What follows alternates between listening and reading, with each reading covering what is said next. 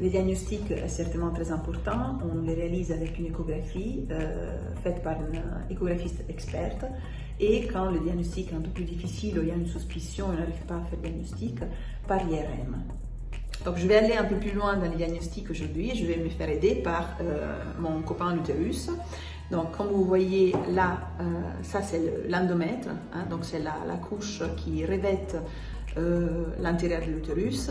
Celui-là c'est le myomètre, donc c'est le muscle utérin, et celui-là c'est la séreuse.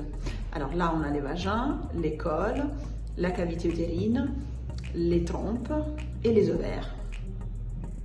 Alors, on se concentre sur cette zone-là où il y a l'endomètre et les myomètres, et je vous ai fait un petit schéma pour vous faire comprendre.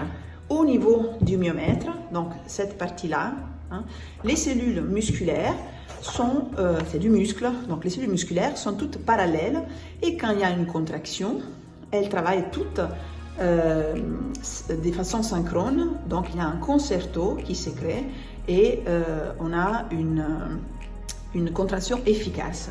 La présence des vaisseaux à l'intérieur du myomètre, les vaisseaux qui nous font saigner pendant les règles, et les cellules dans une condition normale où on a, je vous répète, là l'endomètre, cette ligne rose, et les myomètres où on a les cellules musculaires. Ces cellules musculaires avec les contractions permettent d'estomper les saignements des menstruels de façon synchrone et de façon très efficace. Donc la contraction des cellules permettent de, entre guillemets, étrangler les petits vaisseaux qui nous font saigner.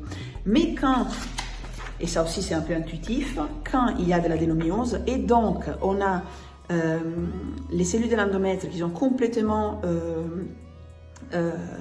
désarrimées les différentes cellules musculaires, les contractions ne sont plus efficaces, pas seulement sont très douloureuses, mais ne sont plus efficaces, et donc les vaisseaux ne sont pas comprimés, et donc on a un flux très abondant.